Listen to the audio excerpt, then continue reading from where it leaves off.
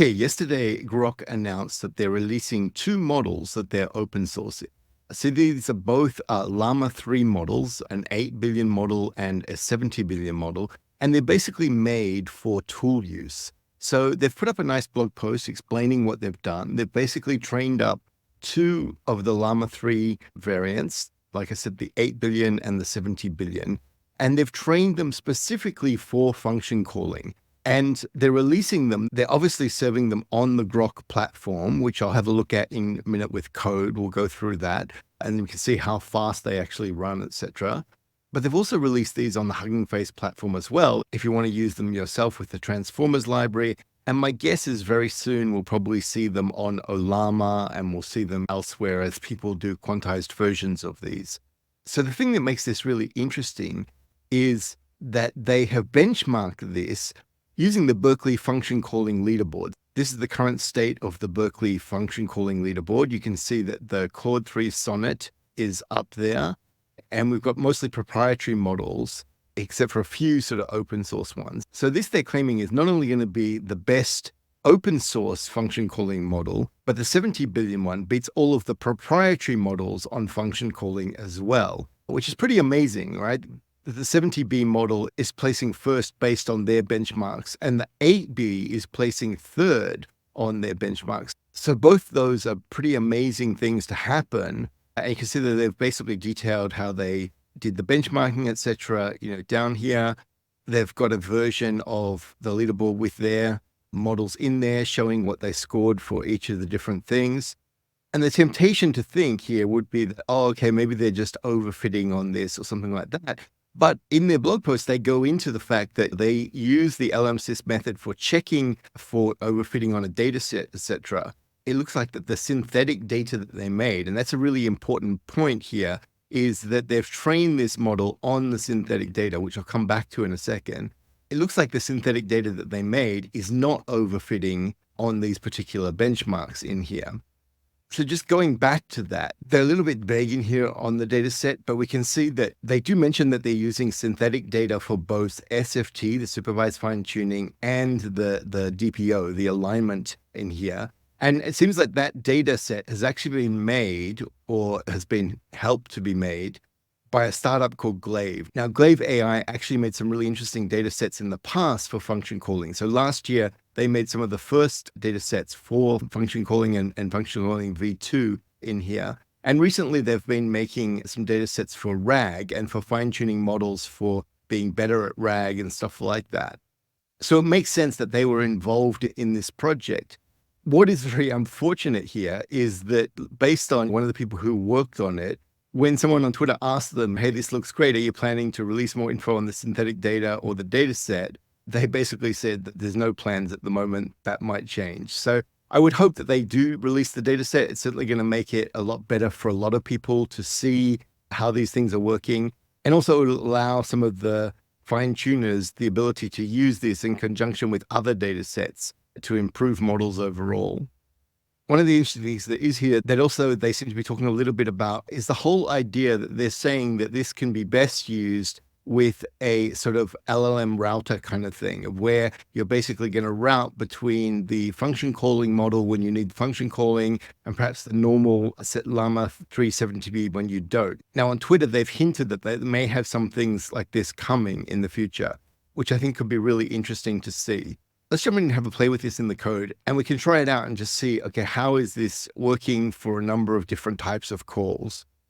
Okay, so jumping into the code, we're going to be using the Groq version of the model. So you're going to need a Groq API key to do this. And you can see that if we just start out by testing out the model with a normal call to them, we get a nice response back about importance of fast language models. Now, what we really care about, though, is this tool use here. This is the example taken from their site, and I'll go through this one and then I'll go through a couple that I put together as well. So you can see that there's not a lot different here. The key thing is that we're adding in the tools schema definition, which is it's pretty much standard now for a lot of these function calling kind of cases. So in this case, they're basically saying we've got a tool called calculate. It's going to evaluate a mathematical expression. You've got to give it the mathematical expression.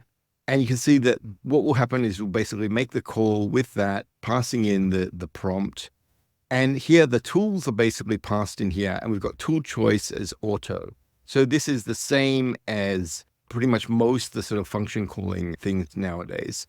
When it returns back, the first thing that they do is basically take off the first response and check to see if there are any tool calls in there. Now, if there are tool calls, it basically just sets it up so that the available functions are this calculate function that was defined up here. We can see that this is just a very simple sort of function. And we can see that, okay, it's basically going to go through, it's going to take that message and append it, right? The fact that it's a tool call message. And it's basically appending that as like the assistant answering back. Then it goes through and gets the name of the function that it's going to call, and it actually gets the function to call. So this is where it's getting that function. Now, because in Python, we can pass functions around as variables, that makes it easier to do this. Then we can basically just get out the arguments for that and then just call that function, taking the response back and just passing that in here. And then that gets sent back for a new call to Groq, which then basically gives us our output here. So you can see that here we've basically got this, what is 25 times 4 plus 10 minus 9.11. And we're passing in this user prompt. And sure enough, it goes through and it basically prints this out. If we ask it, what is 6 squared? It actually does, the same thing there. Okay, so you can see that it got that one, it got the 36 squared. But then when we asked it, what is 25 times 4 plus 10? It didn't get this. It didn't work out that it needed to use a tool in this case. And when we ask it anything that doesn't require a tool, it doesn't work at all because it's automatically presuming that you've got, a tool. And if you've got no tool, it just stops at the moment. So let's put some print statements, or rather, let me just uncomment some print statements in here. And one there and one there. And so now we can actually see what's going on in here. So you can see now if we run it, we can see that we're getting a tool call back from this. And we can see that the tool call is basically a function. It's got the name of the function here, the expression here going through. Same when we do for the 6 squared. Sure enough, we can see now that actually it's converting this 6 squared to the Python expression for that, which is great. That's what we want. Now, let's see if it does it on here.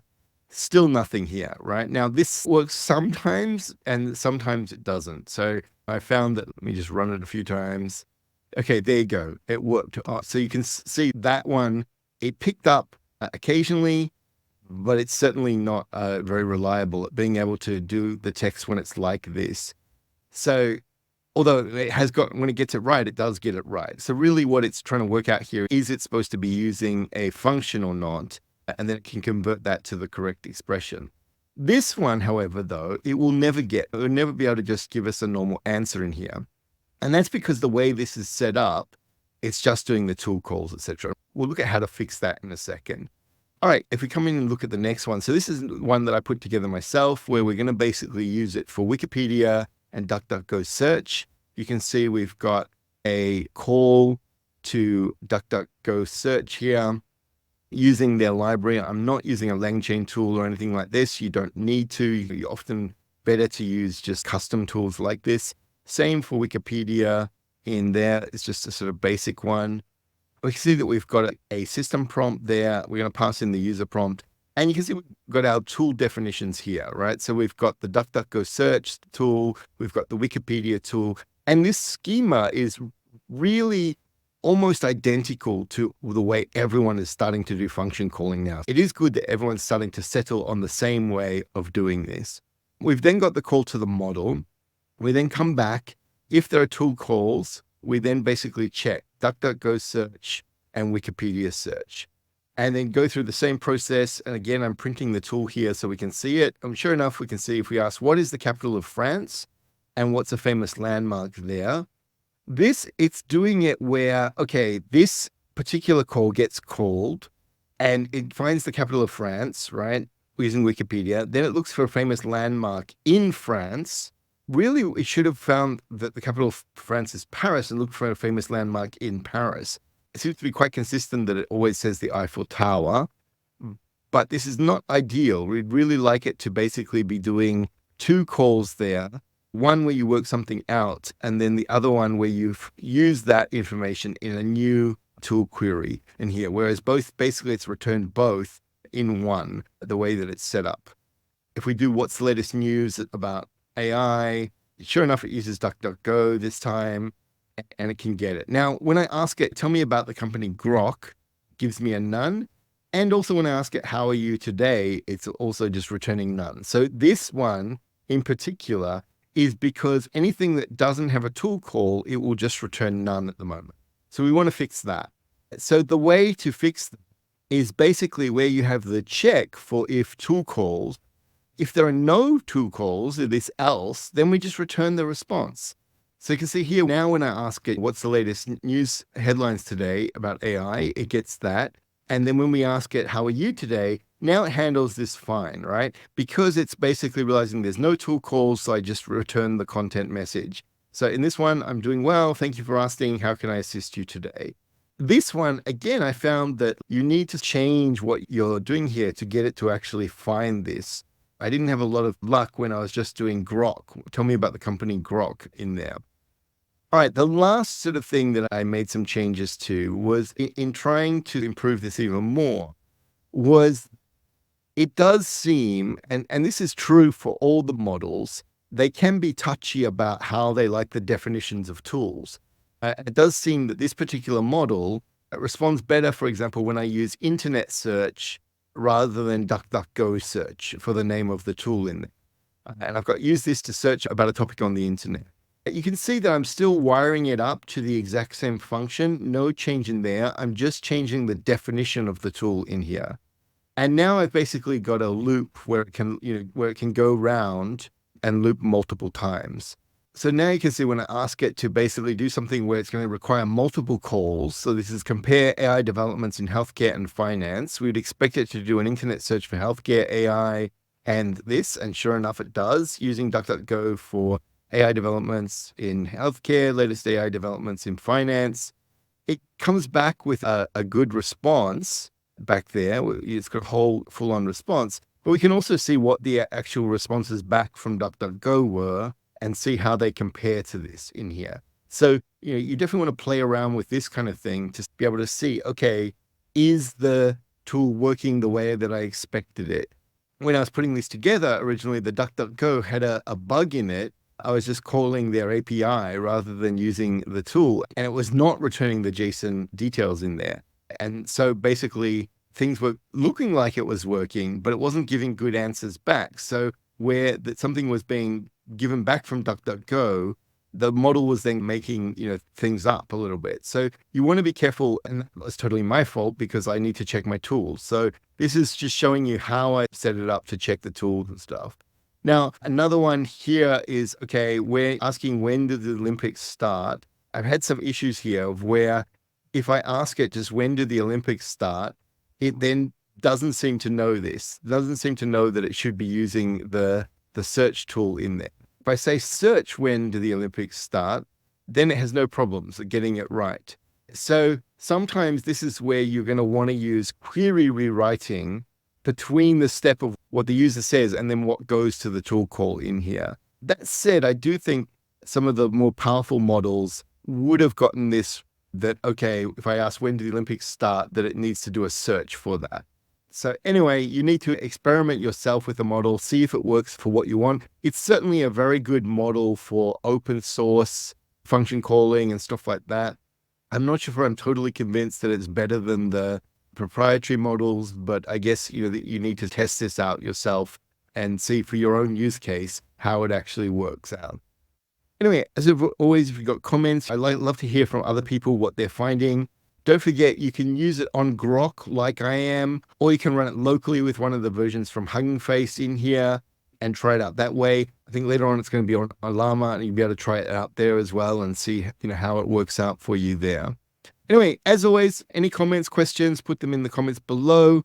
If you found the video useful, please click like and subscribe, and I will talk to you in the next video. Bye for now.